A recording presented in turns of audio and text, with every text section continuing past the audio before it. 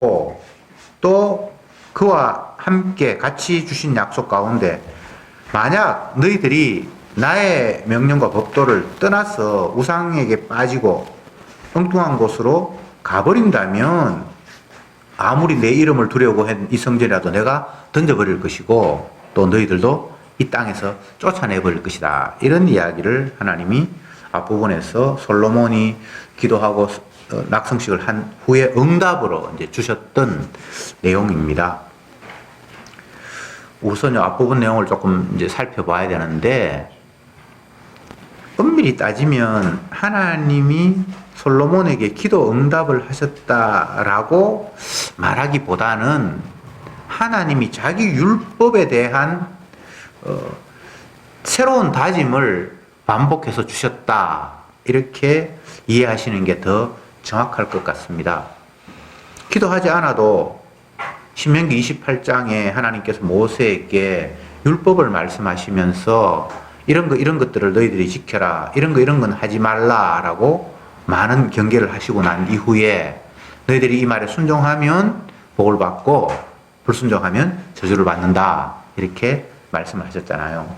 그러니까 율법 자체가 어떤 것인가를 주님께서 거듭 자기 백성들에게 이야기를 하시는데, 솔로몬이 성전을 다 짓고 하나님 앞에 감사제를 드리고 할 때에 하나님이 다시 한번 율법에 대해서 상기시켰던 내용으로 이해하시면 좋을 것 같습니다. 율법이라는 것은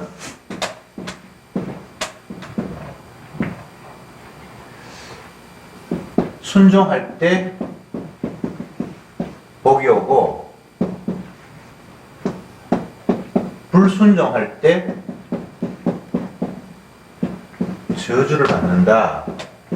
오늘 본문에서는 무엇을 말씀하시는가 하면, 네가 내 이름을 위해서 지은 전 내가 기쁘게 인정하겠다. 그리고 나는 늘 그곳에서 너희들과 함께 하겠다 라고 말씀을 하셨고, 그리고 두 번째 내용은 너희 아버지하고 내가 이미 약속을 했는데 내 말씀에서 너희들이 벗어나지 않는다면 솔로몬 또 그 아들 계속해서 그 자손들이 이스라엘의 왕위가 이어질 것이다 라고 말씀을 하셨습니다. 그게 이제 순종이라는 조건 하에서. 근데 만약 불순종하면 내 이름인 성전도 뭐고 다 내가 버릴 것이고 너희들 이 땅에서 쫓겨날 것이다 라고 말씀을 하셨습니다. 이 이야기는 얼른 들으면 굉장히 좋은 이야기 같은데, 사실은 인간이 순종 못해서 저주 받을 수밖에 없다는 이야기로 사실은 말씀이 귀결이 돼요. 신명기, 민수기, 여호수아 이 앞부분에 율법을 많이 거론하는데 이스라엘 백성들이 말씀을 순종하지 못하잖아요. 오늘 말씀도 다시 한번 보면 6절에 제가 한번 다시 읽어볼게요. 만일 너희가 너희 자손이 아주 돌이켜 나를 쫓지 아니하며 내가 너희 앞에 둔 나의 계명과 법도를 지키지 아니하고 가서 다른 신을 섬겨 그것을 숭배하면 내가 이스라엘을 나의 준 땅에서 끊어버릴 것이요 내 이름을 위하여 내가 거룩하게 구별한 이 전이라도 내 앞에서 던져버리리니, 이렇게 돼 있잖아요. 근데 앞부분에 순종하면 복 받는다라는 이야기도 굉장히 복잡해요. 3절에 한번 볼게요. 저에게 이르시되 네가 내 앞에서 기도하며 간구함을 내가 들었은즉 내가 너의 건축한 이 전을 거룩하게 구별하여 나의 이름을 영원히 그곳에 두며 나의 눈과 나의 마음이 항상 거기 있으리니, 이렇게 돼 있는데, 이걸 여기까지만 보면 하나님이 정말 정성 들여서 지은 솔로몬의 전을 정말 흡족하게 받으시는가 보다, 내가 이 전에서 내 이름을 영원히 두고 내 눈과 마음을 항상 거기에 있겠다라고 하니까 이 얼마나 용기 충천한 이야기입니까? 근데 4절에 네가 만일 네 아비 다윗과 행함같이 마음을 온전히 하고 바르게 하여 내 앞에서 행하며 내가 네게 명령한 온갖 것을 순종하여 나의 법도와 율례를 지키면, 이제 점점 복잡해지죠. 온갖 율례와 법도를 지키고 순종하고 하면은 네 아버지에게 약속한 대로 네 가문에서 이스라엘의 왕이 영원히 떠나지 않을 것이다. 근데 조건이 너무 복잡하잖아요. 근데 사람들은 이 조건들이 복잡한 것보다는 하나님께서 이렇게 이 성전에 함께 하시는구나. 그리고 다윗의 가문에서 왕이 끊어지지 않게 하시는구나. 우리가 쉽게 생각하면 다윗의 그 가문에서 이스라엘의 왕이 끊어지지 않는다는 말이 뭐 옛날 고대에는 아버지가 왕이 되었으면 그 아들이 왕이 되고 왕이 되는 게 뭐 그렇게 대단한 일인가 이렇게 쉽게 생각할 수 있는데 세상의 역사를 보면 아버지와 아들이 왕위가 이어지는 게 고대에는 자연스러웠는데 그게 오래 못 가요. 반란이 일어나고 죽이고 죽고 해서 그 한 가문이 계속해서 왕위를 잇는 경우가 거의 없어요. 우리나라도 신라가 천년을 갔다고 그러는데 그래도 중간중간에 여러 가지 일들이 많고 죽이고 죽고 뭐 그런 일이 있고 로마도 뭐 몇 년 뭐 오래 갔다 그러는데 자세히 보면 그렇게 잘 안 돼요. 그 이야기가 우리는 아버지가 왕이 되니까 뭐 왕위를 잇는다는 게 당연할 것 같은데 그게 당연하지 않아요. 하나님의 긍휼이 아니면 안 되는 거예요. 다윗을 경우를 봐도 첫 번째 왕이 사울이고 다윗은 그 아들은 아니잖아, 그죠? 물론 그때는 아버지가 하나님이 인정하는 왕이 아니었으니까 그렇다 치더라도 다윗이 왕이 되고 난 이후에도 왕자들끼리 싸우고 뭐 여러 가지 일들이 있고 솔로몬 때는 나라가 완전히 두 개로 분열돼 버리고 그래서 하나님이 다윗의 가문을 통해서 이스라엘의 왕위를 잇겠다라는 이 이야기가 그게 단순한 이야기가 아닙니다. 주님이 지켜주시지 않으면 그 일이 불가능한 거예요. 근데 우리는 이걸 너무 쉽게 생각하는 경향이 있죠. 시편에서 복을 이야기하면서 하나님께서 네 손이 수고한 대로 먹을 것이며 이런 표현이 있거든요. 근데 그걸 또 사람들이 내가 손이 수고해서 먹는 게 뭐 복이야? 그건 내 노동의 결과지 이렇게 쉽게 받아들이잖아요. 근데 이스라엘의 역사를 한번 보세요. 수많은 침략이 있는데 이스라엘이 열심히 농사를 지어 놓으면 이웃 나라에 와서 다 빼앗아 가버리고 이런 일이 엄청나게 많았어요. 우리나라에서도 옛날 일제시대 때를 보면 열심히 농사 지으면 다 공물을 공출해야 되고 옛날 역사를 보면 목포 같은 곳이 큰 항구고 군산이 굉장히 큰 항구라고 그렇게 나와 있는데 그때 큰 항구가 된 이유는 곡물들을 일본으로 다 수송하기 위해서 그 항구가 굉장히 컸다는 거예요. 지금은 그 항구가 크질 않아요. 다시 말씀드리지만 성경에서 뭘 이야기할 때는 우리의 관점에서 생각하면 안 되고 하나님의 관점에서 그게 이해가 돼야 되는데 네 손이 수고한 대로 먹을 것이며 이게 왜 복인가? 우리는 내가 수고해서 먹는 게 당연하다고 생각하는데 그게 당연한 게 아니에요. 내가 열심히 일해가지고 직장에서 월급 받는데 이거 뭐 당연하지? 아니에요. 열심히 수고했는데 월급 못 받고 그런 사람들도 많아요. 회사가 부도나 버리는데. 지난번에 오 목사님 가족이 저희 집에 와서 뭐 하루 자고 이야기하고 놀다 갔는데 그 아들내미가 간호사인데 석 달째 월급을 못 받고 결국은 회사가 그 병원이 파산해 버렸다고 그렇게 이야기를 하더라고요. 특이한 경우 같은데 수고해도 그 수고에 대한 대가를 못 받는 경우가 얼마든지 이 세상에서는 있어요. 수고하는 것 자체도 은혜고 수고했는데 그에 대해서 대가가 온다는 것도 주님의 계획과 사랑이 있어야만 가능하다는 걸 주님은 네 손이 수고한 대로 먹을 것이며 라는 이런 표현 속에 담아두셨어요. 내 자식이니까 당연히 내 말 듣겠지. 그것도 그렇지 않아요. 세상에는 그 무엇도 주님의 긍휼과 사랑이 없으면 당연한 게 아무것도 없어요. 해가 뜨고 밤에 해가 지고 달이 뜨고 이걸 당연하게 생각하는데 당연하지 않아요. 주님의 긍휼과 사랑이 더 쉽게 이야기하면 주님의 피 흘리심의 공로가 거기에 스며들어 있어요. 하늘에 무지개가 떠서 참 아름답다. 근데 주님이 우리를 아름답게 하기 위해서 무지개를 띄운 게 아니고요.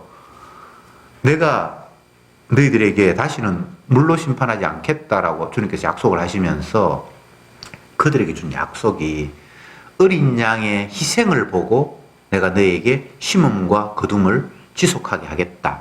나중에 물론 불로 심판할 때는 끝나지만 그 전까지는 그렇게 계속 지속시키겠다고 그랬거든요. 그러니까 심음과 거둠이 지속되는 이유가 우리가 열심히 심고 거두어서가 아니라 정결한 짐승의 희생을 보고 주님이 심음과 거둠을 계속하겠다고 약속하면서 무지개를 띄워놨단 말이에요. 그래서 성경을 자세히 보면 무엇도 주님의 은혜가 아닌 게 없는데 우리는 내가 이렇게 열심히 일했는데 이게 무슨 은혜입니까? 이거 내가 일 안 하고 하나님께서 주셔야 그게 은혜라고 하죠. 이렇게 항변하고 싶죠. 그게 죄악된 근거예요. 일하는 것 자체가 은혜예요. 일 없으면 얼마나 힘들겠어요. 아무것도 안 한다고 한번 생각해 보세요. 할 일이 아무것도 없다. 그럼 잠도 안 와요. 피곤하고 내일 일이 있고 이러면 잠도 오는데 아무 할 일이 없으면요. 놀러 간다는 게 의미가 없어요.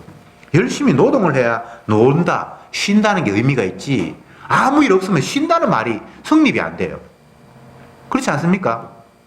우리가 자꾸 하나님께서 말씀하신 세계관에서 벗어나서 마귀가 심어준 세계관을 가지고 의미를 부여하고 가치를 인정하고 그런 시각으로 자꾸 바라보다 보니까 하나님의 말씀에서 벗어나서 엉뚱한 생각을 자꾸 하고 있어요. 그래서 성경을 봐야 돼요. 다시 본문으로 돌아가서 솔로몬이 하나님 앞에 열심히 기도해서 응답받은 것처럼 느껴지는데 그건 아니다라고 제가 말씀을 드렸습니다. 어떤 기회가 될 때마다 하나님은 자기의 율법에 대한 것을 거듭거듭 새겨주세요. 내가 원하는 바는 이거야 라고. 근데 주님이 원하는 바가 당신의 말씀에 순종하면 복을 받고 불순종하면 저주받는다는 이야기예요. 압축하면. 그러면 또 여기서 우리가 오해가 발생하잖아요. 아, 순종하면 이런 복이 있겠구나. 그런데 우리는 순종할 재주가 없어요. 네가 마음을 다하고 뜻을 다하고 온 정성을 다해서 내 앞에 순종하고 내 율례와 규례와 법도를 지키면 이게 얼마나 복잡한 일입니까? 근데 우리는 지키면 복 받구나라고 쉽게 복에 대해서 관심을 빼앗겨 버린단 말이죠. 근데 정작 복은 우리에게 감추어져 있고요. 저주가 우리에게 오픈이 되어 있어서 그쪽 방향으로 흘러가게 되어 있어요. 이걸 지금 이 후반부에 와서만 느끼는 게 아니고 선악과를 만들고 생명나무를 만들었을 그 초반기부터 그런 식의 삶이 흘러가 버렸어요. 생명나무는 따먹지, 이거는 지금 관심도 없고 선악을 알게 하는 나무에 그거는 정령 먹으면 죽으리라 금지된 것, 하나님이 하지 말라고 한 것, 저주가 담겨있는 그곳에 사람이 마음이 빼앗겨 버렸잖아요. 그게 출발부터 그랬단 말이죠. 그러면 그 출발을 놓고 뒷부분이 계속해서 반복되는 거예요. 왜 그렇지? 인간이 그렇게 생겨 먹었어. 하라고 한 거, 정말 생명나무, 근데 별로 관심이 없고, 하지 말라고 한 거, 그게 보암직도 하고 먹음직도 하고 한 거예요. 금지된 것을 소망한다. 누가 그런 소설을 썼는데, 인간의 마음을 잘 표현했어요. 금지된 게 없으면 별로 그렇게 소망이 없어요. 담을 딱 치면 그 뒤가 굉장히 궁금해지는 거예요. 저 뒤에 뭐가 있을까? 아무것도 없으면, 담이 없으면 하나도 궁금하지 않은데 어느 날 갑자기 담을 딱 치기 시작하면 그 뒤가 궁금해지는 그런 이상한 심보가 인간의 마음속에 자리하고 있어요. 자, 다시 본문으로 돌아가서 하나님은 어떤 계기를 통하든지 자기의 뜻을 다시 한번 거론하고 되새기기를 원하십니다. 그래서 지키면 복, 안 지키면 저주. 저주는 어느 정도까지인고 하면 하나님이 자기 이름을 거룩하게 하기 위해서 인정한 그 전마저도, 자기 자신마저도 버린다는 거예요. 자기가 이스라엘 백성들에게 젖과 꿀이 흐르는 땅이라고 주셨잖아요. 그런데 그 땅을 완전히 박살 내버리는 게 하나님이에요. 더 정확하게 이야기하면 자기가 지은 인간을 자기가 저주해버려요. 자기 아들을 말씀을 어겼다는 이유로 그냥 저주해버리는 하나님. 그게 성경에 나타난 진짜 하나님이에요. 설마 하나님이 자기 아들을, 그건 내 생각이고 그건 마귀 생각이고, 아니 하나님이 자기 이름을 기념하기 위해서 지은 것, 본인이 인정하신 그 전을 주님이 뭐 이방인에 의해서 짓밟게 한다. 그건 있을 수 없어. 그게 이사야, 에레미야 선지자가 하나님 뜻을 주장할 때에 거짓 선지자들이 이야기한 거잖아요. 하나님이 자기 이름을 두시려고 한 이 전이 무너지다니, 이게 이방인에게 짓밟히다니 말이 안 됩니다. 이게 예수님 당시에 헤롯 성전에 또 제자들의 생각이나 그런 게, 성전이 위에 돌 하나도 남지 아니라 했을 때 깜짝 놀랐어요. 무슨 그런 일이. 주님이 자기 영광을 위해서 만든 전인데 어떻게 그게 부서질 수가 있냐고. 그게 언약에 근거하지 않은 인간의 상식에 의한 판단과 생각이죠. 인간의 상식이 맞습니까? 하나도 맞는 게 없어요.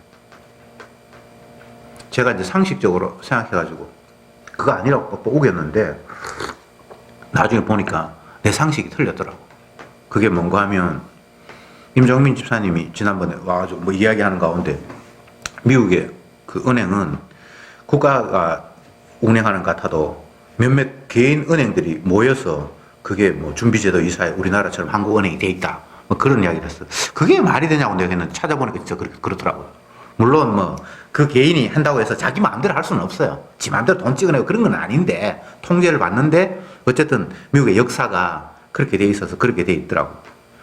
그럼 무엇이든지 인간은 자기의 상식이 뭐 그동안 삶의 경험이나 뭐 나름대로의 논리나 이런 것들을 보면서 이거는 당연하다라고 생각하는데 그게 당연한 게 아닌 게 굉장히 많아요. 그게 무엇을 얘기하는 거면 인간의 생각이 다 허황되고 뭔가 기준이 잘못되어 있고, 그래서 하나님 외에는 다 거짓되다 그렇게 되어 있죠. 거짓되다. 그것을 요한복음에서는 어둠이다. 예수님만 참이고 빛이다. 근데 이제 어둠들끼리, 소경들끼리 서로 네가 맞네 내가 맞네 매일 싸우는 게 또 이 땅에서의 모습이에요. 근데 주님의 말씀 앞에 딱 비춰보면 그것이 다 엉터리 없는 것이 되어버린단 말이죠. 주님이 율법을 주셨어요. 순종하면 복을 받는다, 불순종하면 저주를 받는다. 제가 계속 강조하지만 순종해서 복 받는 것은 죄인에게는 해당 사항이 없습니다. 선악과와 생명나무를 두었는데 생명나무에는 관심이 안 가져지고 따먹지 말라고 하는 선악과에 관심을 갖는 게 인간들이에요. 그래서 결과적으로는 주님의 율법 앞에 우리는 불순종하는 자로 드러나고 그 결과로 저주받는다라는 사실을 그냥 확정하는 거예요. 너 내 말에 불순종해서 저주받을 그런 존재야. 그것이 에덴 동산에서 그냥 아담과 하와에게 확인되었다면 그 후대의 삶이 계속해서 그것의 반복이에요.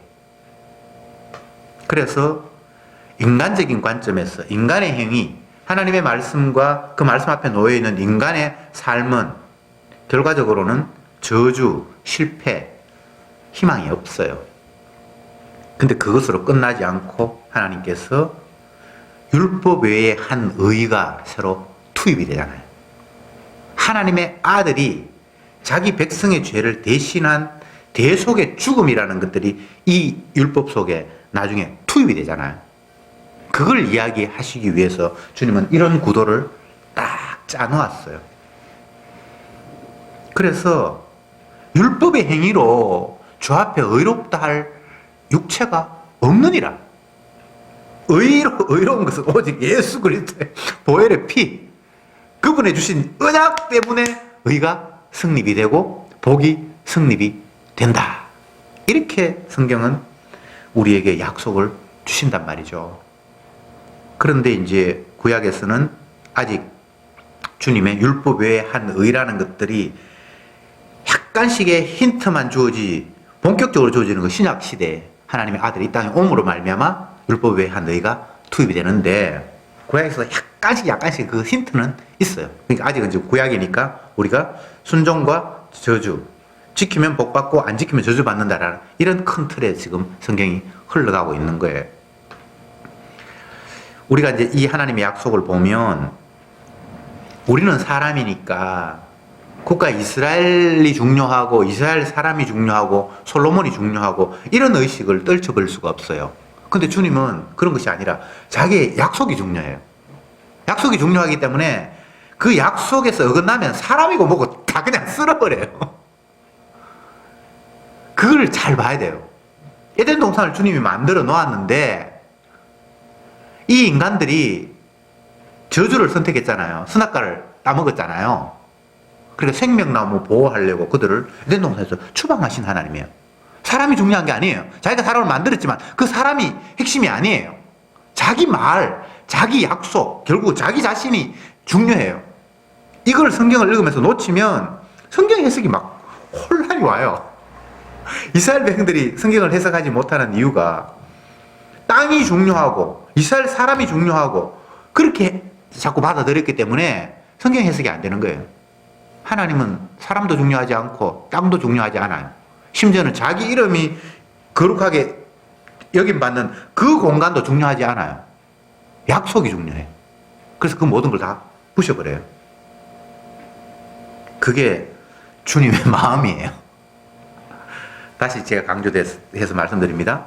이스라엘은 하나님의 말씀이 어떤 것인가를 보여주기 위한 공간이에요. 성도는 주님의 피의 사랑을 보여주기 위해서 필요한 존재들이에요. 성도 자체가 중요한 게 아니에요. 피가 중요하고 예수님의 약속이 중요한 거예요. 그래서 이 구약에서는 하나님의 언약, 주님의 약속이 얼마나 중요한가를 보여주기 위해서 이스라엘을 만들었고 국가 이스라엘을 선택했고 다윗의 가문을 선택했고 하는데 그 말씀에 따라서 그들이 작살이 나는 그런 구도가 쫙 펼쳐져요. 하나님이 뭐 기도 응답하신 것처럼 네가 말씀을 순종하면 네 자손이 끊어지지 않고 이 전에서 내가 너희들과 함께 할게. 근데 말씀을 순종하지 못하면 선이고 거룩한 전이고 민족이고 뭐고 다 날아간다. 근데 이제 그 뒷부분에 보면 10절부터 14절까지 말씀을 보면 솔로몬이 이제 20년 동안 그 이웃나라 두로 왕에 의해서 많은 그 금은을 받아왔고 또 목재를 가져왔고 기술자들을 공급을 받았잖아요. 처음에 성전을 지으려고 할 때 5장쯤 보면 그 두로 왕에게 찾아가서 만나서 우리가 하나님의 뜻에 따라 성전을 지을 텐데 우리는 뭐 나무도 별로 없고 또 세공하는 그런 기술자도 없으니까 당신이 좀 도와달라. 그 대신 우리가 당신에게 필요한 곡물을 얼마 주겠다. 이렇게 서로 약조를 해요. 그러니까 두로 왕이 자기들이 이제 곡식이 모자랐던가 보죠. 아, 그러면 우리가 뭐 이런 거 밀 몇 석을 받고 얼마 하고 이게 우리가 제공하겠다. 이제 이렇게 약속이 됐어요. 그래서 이제 20년이 다 이제 모든 공사가 다 끝나고 난 이후에 솔로몬이 그동안 뭐 중간중간이 곡물도 주고 했는데 마지막에 정산이 덜 됐는지 이런 말씀이 있습니다. 11절에 갈릴리 땅의 성읍 20을 히로에게 주었으니 이는 두로왕 히람이 솔로몬에게 그 온갖 소원대로 백향목과 잣나무와 금을 지공하였습니다. 이렇게 돼 있죠. 원래 처음 약속할 때는 뭐 어느 땅을 주겠다는 그런 건 없었어요. 근데 막판에는 솔로몬이 갈릴리 땅의 성읍 20개를 그들에게 누워 그동안 준 거 고맙다고 하면서 줘버렸단 말이죠. 그런데 히람 왕이 그걸 보고 기뻐했으면 좋은데 그 별 볼 일 없는 그 땅을 우리가 그동안 이렇게 많이 뭐 모든 걸 갖다 바쳤는데 이걸 겨우 우리에게 줘? 라면서 가불이라고 이름을 붙여서 가불이라는 거는 뭐 쓸데없는 땅, 쓰레기 같은 땅 뭐 이런 땅이에요. 이런 이름이에요. 그렇게 이름을 붙였더라라고 이제 여기 오늘 본문이 끝이 나거든요. 이 부분을 우리가 또 생각해 봐야 돼요.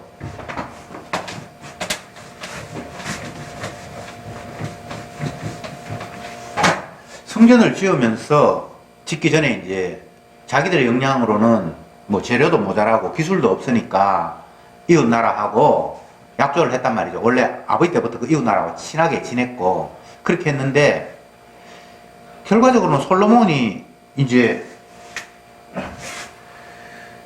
두로 이스라엘이 서로 약조할 때는 여기는 뭐다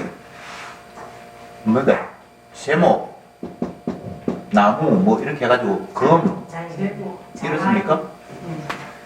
어쨌든 재료 기술 이런 것들을 제공하기로 했고 이들은 곡식 뭐 아니면 그 기름, 식료품들을 제공하기로 이렇게 서로 약조를 했단 말이죠.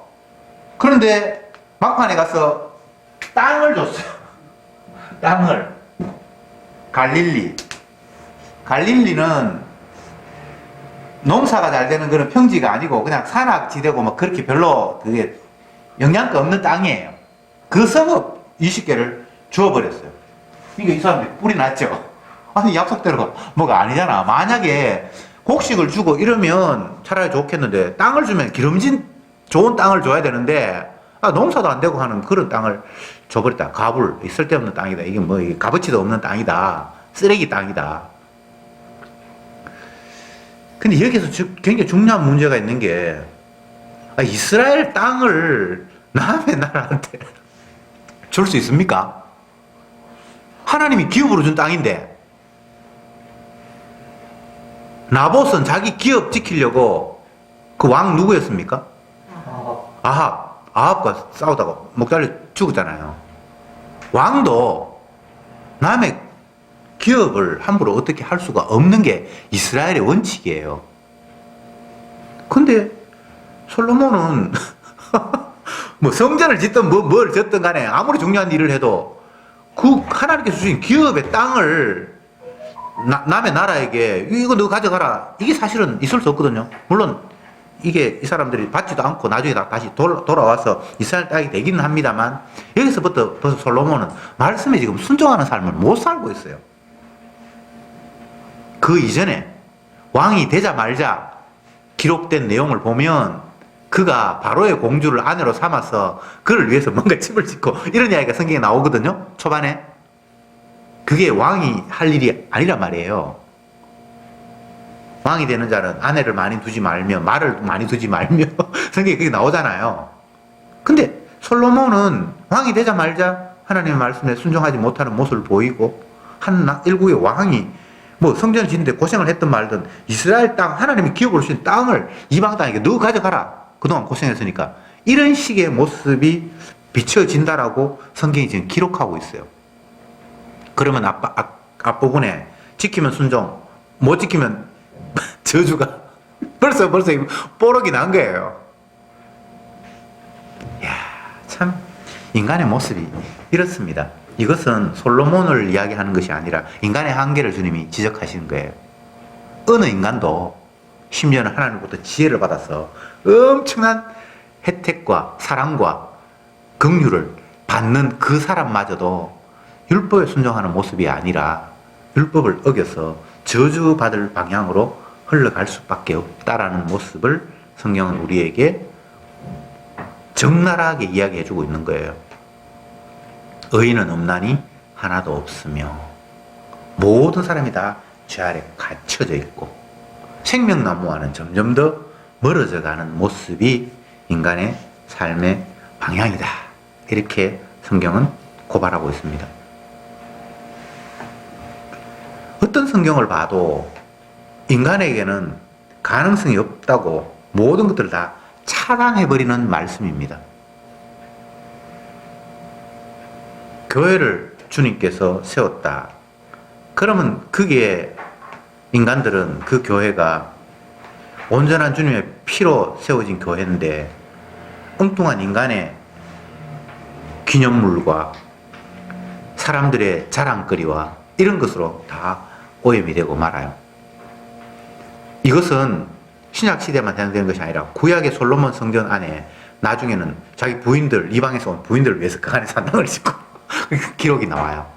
이것은 신약으로 이야기하면 주님이 자기 피로 세운 교회 안에 결국은 인간들이 사람이 이게 내 파다 네 파다 결국은 인간의 모습이 그 안에 개입이 되어버려요.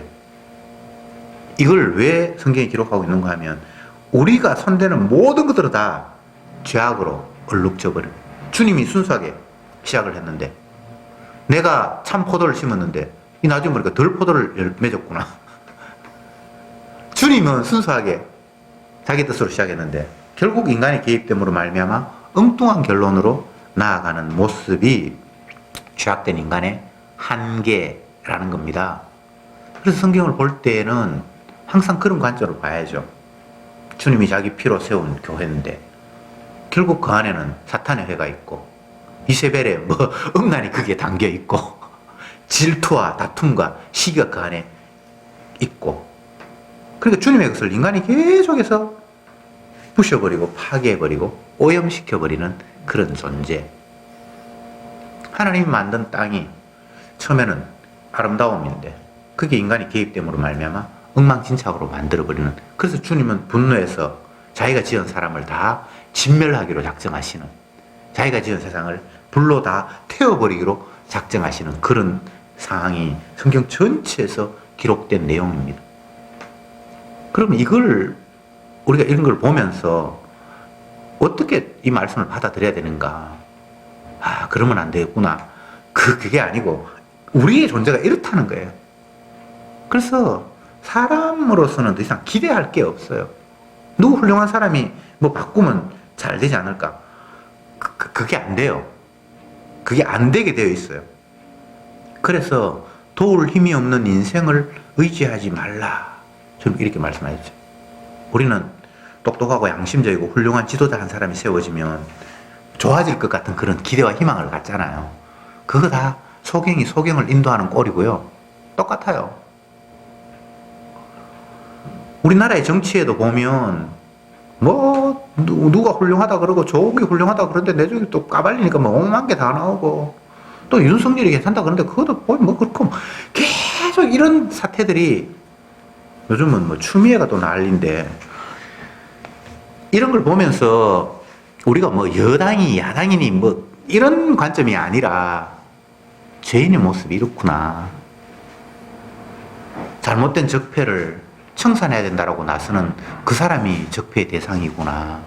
그렇다고 해서 뭐 바꾸지 말라든가 가만 놔둬야 뭐 이런 식으로 논리를 빠지면 안 되고, 그냥 인간의 불가능함을 계속해서 보는 거예요. 인간의 한계를 계속해서 보는 거예요. 세상을 보면서 여당이든 야당이든 뭐 대통령이든 훌륭하든 뭐 그런 데 관심을 갖는 것이 아니라, 그래 이 땅의 인간이 그렇지,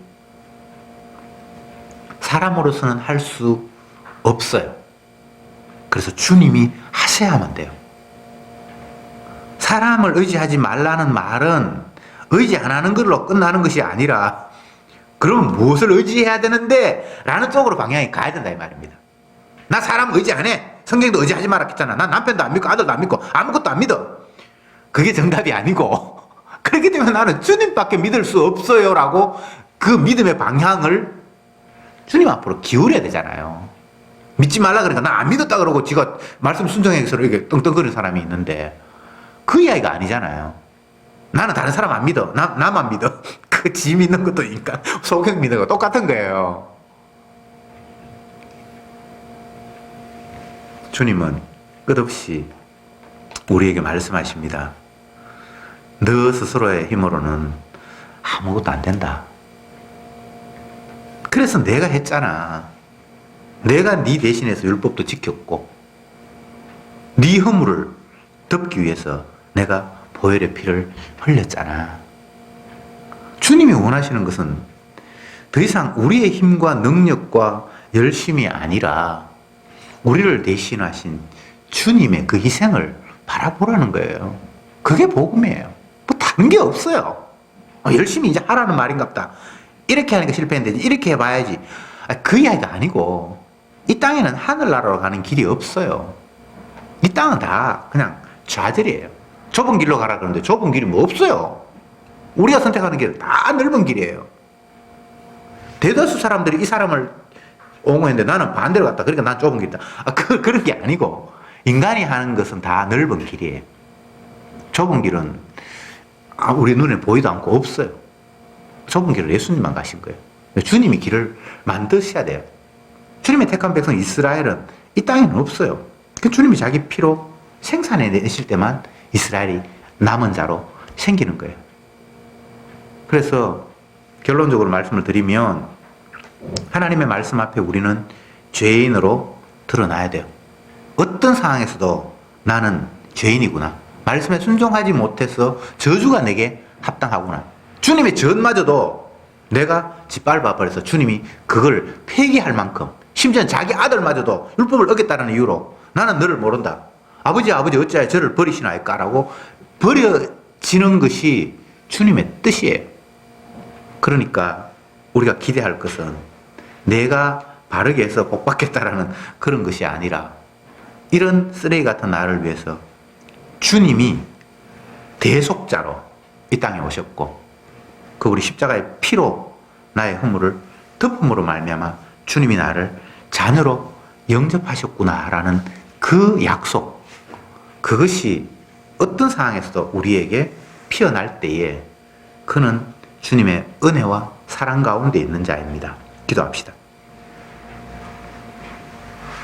주님, 감사합니다.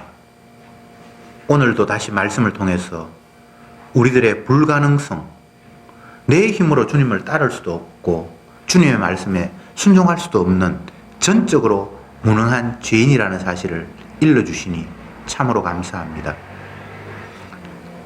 우리가 실패의 원인을 알았으니 이제는 성공하겠다는 그 마귀의 유혹을 뿌리치게 하시고 사람으로서는 할 수 없으되 주님만이 하신다라는 그 놀라운 진리의 말씀 앞에 날마다 나를 의지함이 아니고 인간을 의지함이 아니고 이 땅에서의 가능성을 점침이 아니라 온전히 주님의 피의 능력만 의지하게 하옵소서. 예수님의 이름으로 기도드립니다. 아멘.